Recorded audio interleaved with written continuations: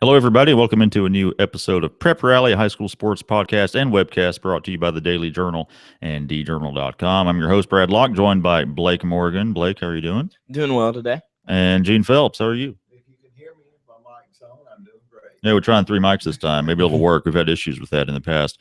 But anyway, yeah, this is a webcast and a podcast. The webcast coming to you live around 11 a.m. every Wednesday. The podcast version drops later in the day. You can listen to it in iTunes, your podcast apps, or at the preprally.djournal.com if you just want to listen to it. So we've got a big show today. Of course, there's plenty of football to talk about. I want to remind you that you can follow us on Twitter at djournalpreps so you can get notified when a new show drops every week. And we also tweet scores from there like crazy on Friday night during football season, and links to stories and whatnot. Our guys here, Blake and Gene, do a good job of covering the prep scene here in Northeast Mississippi. So, guys, let's start by looking back at Week 6, the Week 6 rewind. A lot of big games, a lot of division openers last week, and we're going to look at a couple of those games that we covered. Let's start with Tupelo and Hernando, Gene, and this was a game that you look at the records; they're both undefeated. You look at Hernando's offense; they're putting up more than 40 points a game. You think, oh, we might have ourselves a good little game here. Tupelo blew them out of the water, shut them out, 31-0. Was that surprising at all? No, not the way Tupelo's defense has been playing.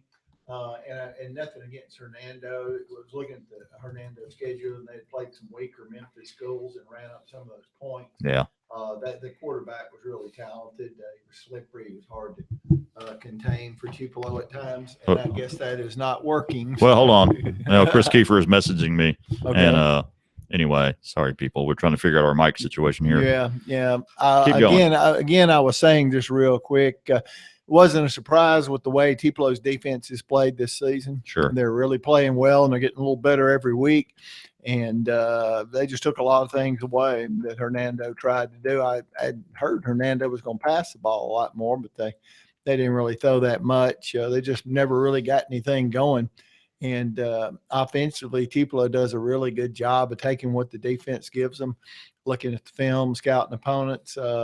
Hernando did a really good job hinching in with their tackles and ends and taking away the middle. So Tupelo ran 7 receivers on 19 speed sweeps and rushed for 161 yards. I was going to ask you about that. Just those guys. Yeah, just the receivers. Yeah. That's kind of typical of a Trent Hammond offense at times, isn't it? It is. And Austin Watkins, who's a receiver or slot back, scored 2 of those touchdowns, and Dante Freeman scored the other. So their 3 rushing touchdowns came from their wide receivers. And Tupelo will do that to you. You've got to try to stop Jaquarius Williams in the backfield. Yeah. Jay Rock, we've talked about him many times. They've got a sophomore quarterback who we've talked about, Stephon McGlon. They're still working on him hooking up and going vertical. He did go vertical one time. LaQuavian Webb, I believe, caught the pass. It was about a 25-yard strike. Again, both touchdown passes that McGlon has thrown this year have been on the money, and the only place the receiver could catch the ball. Yeah, and he had a good game, 13 for 16? He did, yeah. And the touchdown pass. So yeah, Tupelo looking solid. Got to go to. We'll talk about this later. Yeah, well, they got to go to Columbus this week, and we'll touch on that when we look ahead. Play. That's right. Another game. This was a non-division game, but it was Kossuth in 3A, our number 1 small school, taking on 4A Corinth. And you talk a lot about Jaylee Adams, but really the quarterback Matthew Bobo kind of had the big game here, didn't he, Blake? Yeah, he was the main guy, and I was talking about it with the Kossuth guys in the press box with their radio people about Jay Lee, and I mean he's struggled with some dinged up injuries and whatnot this year, so he just hadn't really had the senior year he was hoping for. Sure. He had 81 yards rushing, I believe. So he just wasn't himself, but Matthew Bobo, pulled out a great game, and late when the game was pretty close. They were running the football, and it was Bobo that was really the one extending the game and really pushed the lead. Yeah, he ran it. He passed it, ended up with a 42-29 win. And they took some gambles, too, did they? Went some 4th downs, pulled out a little And I asked the coach about it afterwards because I was like, I can't remember if they attempted an onside or not, but I think they did. They went for it on 4th down a few times, like early when the game was, very much in question and whatnot. And they also did two different wide receiver. You know, you throw a lateral to a wide receiver, and he throws it down the Double field. pass, One got blown up, but the other, you know, they went back to it again later. And I was just like, I mean, you know, did you come in thinking you were gonna try all these different trick plays and whatnot? And he said, I mean, you know, we keep all those in the playbook, and we tell the players every week, like, you know, this. You never know when it's going to happen, and he said it just kind of felt right in the game flow to break them out, and they were rewarded. Yeah, so a big win for Kossuth there, and then they'll jump into division play this week as well. Corinth, we'll talk about Corinth's matchup here in a bit as well. And then he had West Point, always a good game. They opened division play, Division 1 5A against Oxford, and winning 22-8, snapping a 5-game losing skid to the Chargers. And you know, Oxford, this is obviously not the team that made it to the state championship game last year. Lost a lot of good players. They're still a good team, Gene, but West Point, they're looking like the team that might contend in 5A this year. Oh, sure. And, you know, you just look back at Oxford and you lose Jack Abraham and DK Metcalf. There's your – yeah, it's most of your offense. Yeah, and they had a lot of great players to complement them. This West Point team typical West Point. They're going to run the ball. They're going to beat you up on defense. Yeah, and they've got I think Blake may be a little bit more familiar. They've got the quarterback from Saltillo down there now. Really? And he's you know, so they're throwing the ball a little bit more. Okay. And it should be a pretty good game. The name escapes me, or I would throw it. Night, isn't it? It's Night. Night. Yeah. Okay. Yeah, Okay. And he's really having a good season, and he gives them that vertical threat. Yeah, but you don't see that a lot with West Point quarterbacks. They tend to be run first guys, and maybe they'll throw it a little bit, and maybe not that effectively, but they don't usually need to.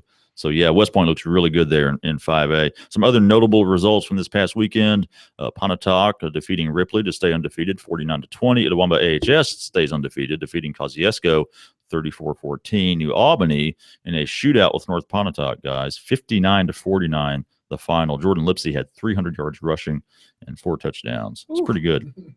A lot of points in that one. New Albany defeating North Pontotoc. Good win for the Bulldogs there. Let's look ahead now. We got a lot of big games this week. Other teams that are opening division play. Some teams opened last week. This week, basically everybody else is getting into division play. So the games that really matter are now getting underway here in week 7. Which, by the way, I can't believe it's week 7 already. It's flying by. God, it always does, man. Yeah, unbelievable. Number 4, East Webster.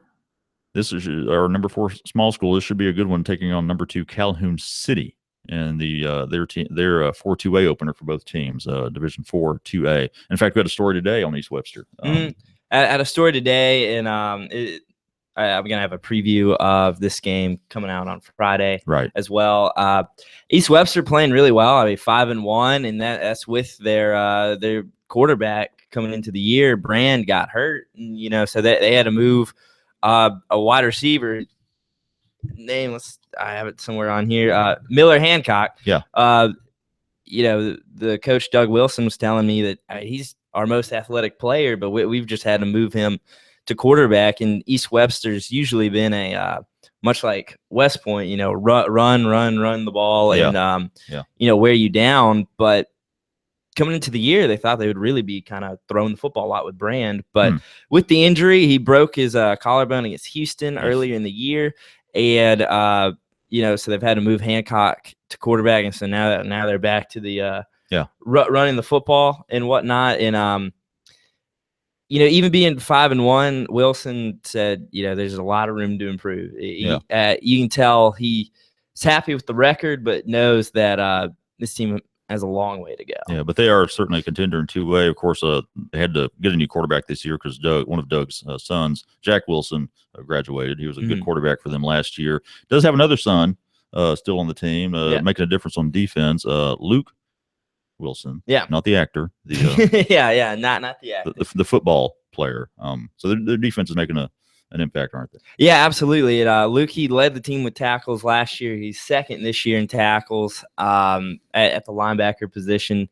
They, you know, coming into the year, Coach Wilson didn't really know how the defense was going to go, and he said he's been pretty surprised and pretty happy with how quickly the defense has come together into a solid unit. And so this will be one of the better games we hope this week. Will be East Webster at Calhoun City. Both teams 5-1. Calhoun City coming off that win in Chattanooga, Tennessee. They played at Notre Dame High School and won pretty convincingly there. Corinth at 3-3 is taking on Pontotoc. Pontotoc, our fourth-rated team in the large schools ranking. They're undefeated, 6-0. This will be the Division 1-4A opener for both of these teams. And Corinth coming off this loss to Kossuth, but they'd been playing better, and they still scored 29 points. It looks like offensively they're going to give this pretty solid Pontotoc defense some kind of challenge with that wing tee. Yeah, absolutely. It's going to be Pontotoc's real first challenge on defense since they played Houston early in the year. Right. I think that was even week 1. So, and the defense really has not been tested too much up till this week. And, obviously the wing tee is a unique offense that you don't really prepare for too much. So we'll see what happens. And I mean, Corinth, they started the game just so slow last week against Kossuth, but started to click. They made a bit of a comeback there. Yeah, absolutely. Right. It was 15-0 at halftime. Yeah. And so, they scored 29 in the second half. And so, we'll see if they can keep that momentum going into Pontotoc. But I mean, Pontotoc has the ability to put up a lot of points, and that defense has been stout this year. And that game will be at Pontotoc. And then we've got Tupelo. Again, they're undefeated, #1 team in our large school rankings. They got to visit Columbus, and Columbus is a tough little team this year, aren't they, Gene? Yeah, it's going to be Tupelo's toughest test to date. They played West Point close. 17-13 was that score, wasn't it? Yeah, and they've got a really good quarterback, C.J. Goler. Who's passed for over 700 yards and rushed for about 250. And they've got a running back, a lot of folks are looking at, D1, Kalen Hill, who's rushed for 518 yards and scored 6 touchdowns. And I understand typical Columbus, they're big, they're athletic, they're fast. Yeah. And people will be lucky to come out of there. Yeah, with the victory. Probably looking at a low-scoring game, you would think, with the Tupelo's defense, and I'm sure. Columbus. They held West Point 17. Yeah, I really hadn't thought about it, but we're probably going to see one of those 20-13, or 14-7s, or 17-7s, or something. Yeah. Okay. So Tupelo at Columbus. Yeah. That's the one game I didn't want us to overlook either. And I've got a story coming out tomorrow on one of these teams. It's the Amory at Itawamba AHS. Yep, Itawamba is 5-0. We don't have them in our rankings. They certainly have played well enough to be in there. It's just hard to move a team in when you've got Pontotoc and Houston ahead of you, in Starkville and Tupelo and West Point. Yeah. Because they'd be number school, they'd be in a larger class. They'd probably be number 6 if we went past 5 teams. Right. We may move them in and put them in there in a tie with somebody because I know a lot of the teams and the kids look at this stuff, and we certainly don't want to shortchange anyone on rankings. We do it to spur talk and interest only. But anyway, Itawamba team's really good. They got a 6'5" quarterback, Austin King. I happened to see him play in the scrimmage against Tupelo in the Jamboree, and he's really good. Caleb Whittle, they got a wide receiver, really good, catches. Yeah, he does. Acrobatic catches, sideline, tiptoeing catches, you name it. He's done it all for them this year. So this Itawamba team starts division play. They got Amory. Amory's improving. Yeah, they are. They're 4-2. Yeah. So Alan Glenn has returned home and done a good job there, getting them back maybe in contention. That's a tough division. That division also has Pontotoc. And Shannon. Yeah. And Corinth. Yeah, that's 1-4A. That's usually a tough division there in football. So that game is at Itawamba, Amory at Itawamba AHS. Other games of note to watch this week, you got Lafayette at Ripley in the 2-4A opener for those schools. Both teams are sporting 3-2 records. Then you've got Shannon at Tishomingo County. That's another 1-4A opener. Shannon off to a 4-1 start. Then we had a story on Vincent McIntosh. They're 295-pound running back / defensive tackle. Yeah, he's it's a load. More like defensive tackle / running back. Well. They wanted earlier in the year. They had Whalen they had an extra running back. Right. He's now out for the season. Right. With the knee injury, and so they've had to move McIntosh back in. Coach Carter compared him to Jerome Bettis. I don't know if I'd go that far, but I've seen his highlights. He's bigger than Jerome. He's got some moves. His hips move, and he can run, and he can avoid tackles. He's not just he'll run over you. He'll also run around you. Wow. And they played him at defensive tackle, and he's pretty quick. Well, he went for over 100 yards last week. His biggest game of the year rushing wise. But yeah, he does. His main duty is that defensive tackle, and certainly is a load there as well. Right, but and you got Keegan Huddleston too. Kid transferred from Tupelo's rush for 700 yards this year, and that's take your poison. Yeah, in that Shannon backfield. Exactly. So Shannon at Tishomingo County. The Tishomingo is 3-3. All right, guys. So that's it for looking ahead, and we'll have a full coverage of these games and more in your daily journal on Saturday and at djournal.com. Of the week, Gene, who have we got? Let's start with the female athlete of the week. Well, Emily Coggin, an 8th grader who's a first baseman for East Union, had 2 home runs last night to help them win a division game against Mantachi. She had a 3-run homer in the first inning and then hit the home run that closed the game on a run rule. Nice. And last week against Baldwin, she had a home run and a single. So that's 3 home runs in 2 games. Yeah, and you notice that Blake and I were talking earlier. I was telling him you see a lot of really good female athletes in the smaller grades. Yeah, you do. You do. I mean, 7th graders, 8th graders, and this girl's actually she's another one of those in a long list of young ladies that we've had come to the area that are really talented at a young age. Yeah. So Emily Coggin, your female athlete of the week, and male athlete of the week. Hey, still East Union. Yeah, well, you hate to give the laurels to both to the same school, but I thought of this one Friday night, and I've stuck with it.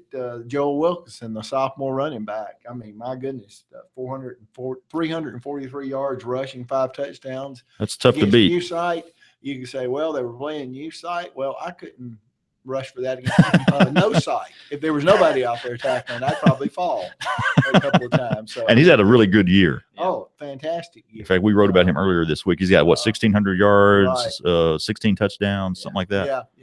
Yeah. So Joel Wilkinson and East Union's having a good year.